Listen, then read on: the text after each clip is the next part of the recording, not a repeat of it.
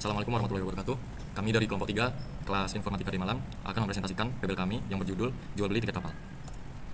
Untuk anggota kami, yang pertama saya Andrea Diamajaya, kemudian Firjatullah Anstiawan, Muhammad Dafa Putra, Tarisa Magdalena, dan Yunita Karolin Sianturi. Seperti yang kita tahu, tiket kapal merupakan dokumen yang wajib dimiliki oleh penumpang kapal.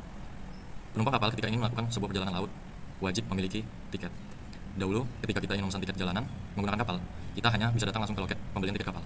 Namun, seiring berjalannya waktu, teknologi yang semakin berkembang, tiket kapal sudah bisa dipesan secara online melalui website. Untuk gambaran sistem, penumpang dapat memesan tiket kapal, kemudian penumpang dapat menerima invoice, penumpang dapat melihat riwayat pembelian tiket. Kemudian dari sistem dapat menampilkan riwayat pembelian tiket, sistem dapat menampilkan pesanan tiket, sistem dapat menampilkan ketersediaan tiket, dan sistem dapat mengenerate invoice. Dari admin dapat mengelola dan memantau ketersediaan tiket kapal. Dari sistem dapat mencatat pengelolaan ketersediaan tiket kapal. Itu dari pihak maskapai dapat melakukan konfirmasi pembayaran. Kemudian pihak maskapai dapat menambah, mengedit, dan menghapus ketersediaan tiket kapal. Untuk dari sistem dapat menerima konfirmasi pembayaran, dan sistem menyediakan fitur menambah, mengedit, menghapus ketersediaan tiket kapal. Untuk selanjutnya akan dijelaskan oleh Tarisa Magdalena. Spesifikasi aplikasi. Spesifikasi sistem dapat mencatat registrasi email dari akun baru, dapat mencatat perubahan data penumpang, mengirimkan link konfirmasi, memvalidasi link dari user baru, dapat menampilkan daftar jadwal keberangkatan kapal berupa informasi asal keberangkatan, tujuan berangkat, detail, waktu, dan harga.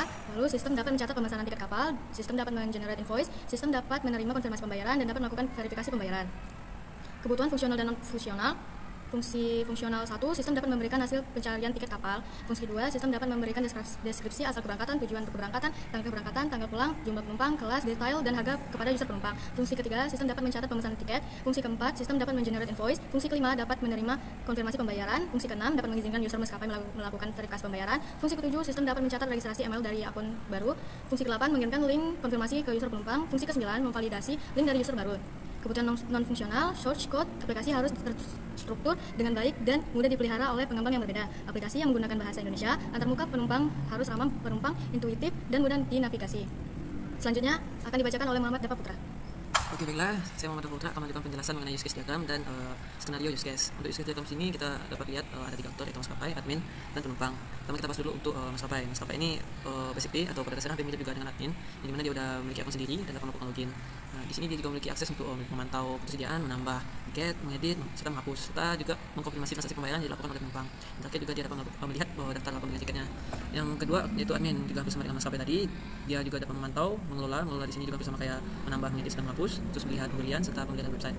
Untuk yang ketiga yaitu penumpang, di mana penumpang ini diwajibkan untuk melakukan registrasi, setelah itu login, dan dia juga memiliki akses untuk melihat tiket kapal yang ada, terus melakukan pemesanan, melakukan pembayaran, menerima invoice, dan melihat riwayat pembeliannya. Selanjutnya yaitu skenario use case. Yang pertama yaitu registrasi, yang di sini aktornya itu penumpang dan maskapai. Untuk registrasi sendiri seperti yang kita tahu, di mana nanti akan muncul tampilan regis yang dilanjutkan. Setelah itu aktor akan mengisi form-form yang terkait seperti mulai dari nama, email, dan password. Nah, nanti sistem di sini akan memberikan link konfirmasi ke user penumpangnya. Nah, setelah itu jika registrasi akan menampilkan form login. Untuk gagal nanti akan diberikan notif pesan registrasi gagal atau tidak valid.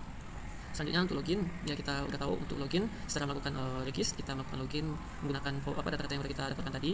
Setelah itu nanti sistem ini akan melakukan verifikasi login dan dilanjutkan masuk ke menu utamanya. Gagalnya hampir sama juga untuk login, akan menunjukkan pesan tidak valid untuk loginnya. Selanjutnya itu yaitu mengelola ketersediaan tiket kapal. Di sini aktor tujuannya itu adalah admin sama maskapai. Nah, untuk mengelola ini, si admin dan maskapai ini dia memilih menu kelola data tiket kapal. Misalnya untuk tambah, nanti sistem akan menampilkan form yang ingin ditambahkan, atau melakukan pengeditan, nanti akan masukkan form pengeditan, dan setelah hapus akan menghapus dari data tiket kapalnya. Nah, sistem nanti akan menyimpan dari aksi-aksi yang dilakukan tadi ke database. Selanjutnya itu pemesanan tiket kapal. Pemesanan tiket kapal ini tujuannya untuk maskapai serta penumpang. Kita bahas dulu untuk penumpang. Penumpang di sini tentunya setelah masuk ke menu utama, dia mencari tiket yang ingin dipesan mulai dari kota asalnya dan tujuan, jumlah penumpang serta kelasnya. Nah, sistem sini mengeluarkan dari database terkait ketersediaan tiket. Nah, nanti prosesnya akan dilanjutkan memunculkan form dari tiket yang dipesan penumpang. Nah, setelah itu form yang telah diisi nanti akan disebut database.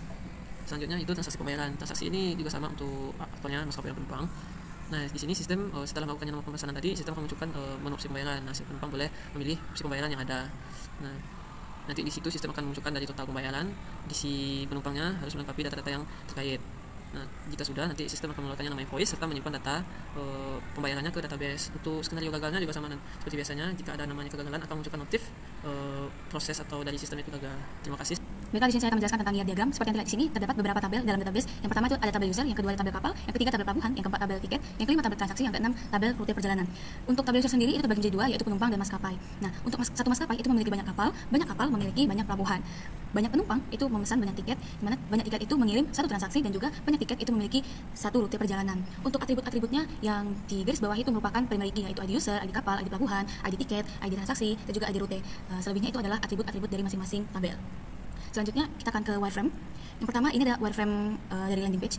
Seperti yang terlihat di sini ada tombol cari tiket dan juga tampilan dari landing page itu sendiri, ada home, contact, dan login. Lalu di sini ada untuk registrasi dan juga login. Untuk registrasi itu sendiri ada nama, email, dan juga password. Untuk login hanya email dan password saja.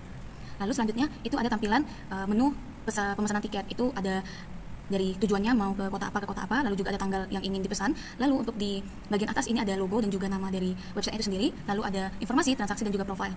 Lalu di sini itu ada perjalanan jam berapa, lalu juga menuju kemana, harga, dan juga tombol pesan. Begitu juga dengan tiket pulang pergi. Bedanya kalau ini hanya ada satu tanggal, yang ini karena pulang pergi itu ada dua tanggal. Gitu. Untuk selanjutnya itu akan dijelaskan oleh Anang Firjatullah Anang Setiawan. Baik, selanjutnya setelah kita memilih perjalanan yang kita tuju, di sini kita akan disuruh untuk mengisi data diri kita berupa telepon, email, dan lainnya. Setelah itu kita akan menekan tombol pesan. Dan untuk di sisi satu lagi, di sini sama seperti yang sebelahnya. Di sini hanya bedanya ini lebih dari satu penumpang. Selanjutnya akan diarahkan ke pembayaran. Di sini kita akan memilih metode pembayarannya, mengisi nomor kartu, dan pesanan akan muncul di sini. Lalu kita klik bayar. Lalu di sini ada yang sebelah kiri, ini informasi. Di sini akan muncul informasi tentang websitenya, dan yang sebelah kanan di sini akan muncul hasil dari transaksi yang sudah kita lakukan tadi. Selanjutnya di sini ada profile. Di sini profile ada nama, email, dan lainnya. Dan di sini pengaturan, sebelah kanannya pengaturan. Di sini kita bisa menonaktifkan pemberitahuan atau status pesan. Baik, sekian dari kelompok 3. Mohon maaf apabila ada kesalahan. Wassalamualaikum warahmatullahi wabarakatuh.